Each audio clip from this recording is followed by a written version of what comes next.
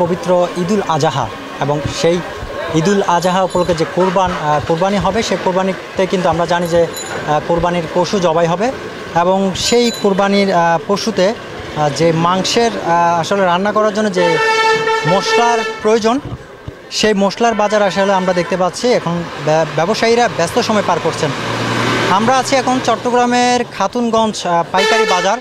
এটি চট্টগ্রামের বৃহত্তম পাইকারি বাজার খাতুনগঞ্জ এবং কুরবানি উপলক্ষে এইখানে আমরা দেখতে পাচ্ছি প্রতিটি দোকানে কিন্তু পাইকারি এবং খুচরা যে পেঁয়াজ, আদা, রসুন যে মশলা রয়েছে সেগুলো কিন্তু ব্যবসায়ীরা ব্যস্ত সময় পার করছেন। আমরা এখানে ব্যবসায়ীদের সাথে কথা বলেছি, তারা আসলে বলছেন যে মূলত যেহেতু কোরবান, সেক্ষেত্রে এখানে যারা খুচরা ব্যবসায়ীরা রয়েছেন তারাই কিন্তু মূলত যে পেঁয়াজ, আদা, রসুন রয়েছে সেগুলো কিন্তু কিনছেন।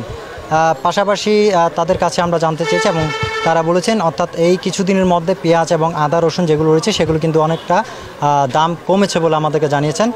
এই মুহূর্তে হয়তো আপনারা দেখতে পাচ্ছেন এখানে পর্যাপ্ত পরিমাণ যে পেঁয়াজ, রসুন, আদা রয়েছে সেগুলো কিন্তু তাদের কাছে আসলে পর্যাপ্ত পরিমাণ রয়েছে। সেক্ষেত্রে এখানে আমরা দেখতে পাচ্ছি যে বিভিন্ন জায়গা থেকে যারা খুচরা এবং পাইকারিরা রয়েছে তারা কিন্তু এই খাতুনগঞ্জ থেকে নিয়ে যাচ্ছেন।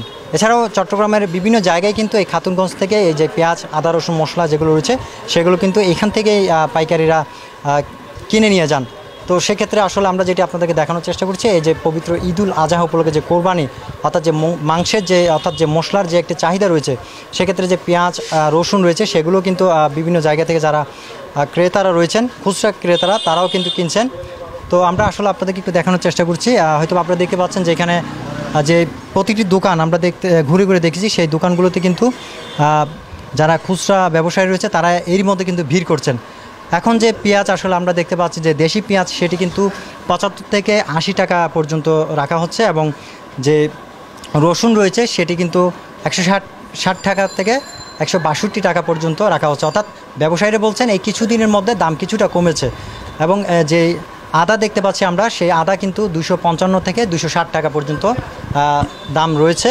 তবে কিছুদিনের মধ্যে এই দাম আসলে কমেছে বলে আমাদেরকে ব্যবসায়ীরা বলছেন এবং আমরা এখানে কয়েকজন খুচরা ক্রেতা এসেছেন, আমরা তাদের সাথেও কথা বলেছি। তারা বলছেন আসলে কোরবান অর্থাৎ ঈদুল আজহা উপলক্ষে যে কোরবানি পশু জবাই করা হবে, সেই কোরবানির পশু মাংস রান্না করতেই কিন্তু এই মশলার চাহিদা একটা রয়েছে।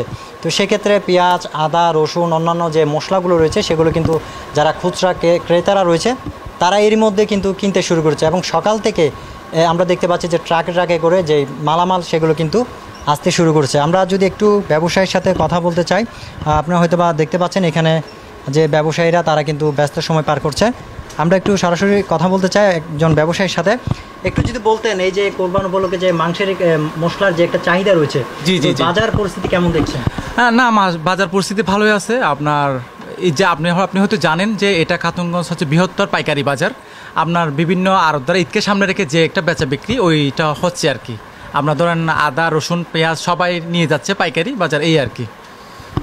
অসংখ্য ধন্যবাদ। আসলে ব্যবসায়ীর সাথে কথা বলছিলাম। অর্থাৎ আর কিছুদিন পর পবিত্র ঈদুল আজহা এবং সেই ঈদুল আজহাতে যে কোরবানি পশু জবাই করা হবে, সেক্ষেত্রে মাংস রান্না করতে যে মশলার প্রয়োজন, সেই মশলার বাজার কিন্তু আমরা দেখতে পাচ্ছি যে ব্যবসায়ী রয়েছে তারা কিন্তু ব্যস্ত সময় পার করছেন।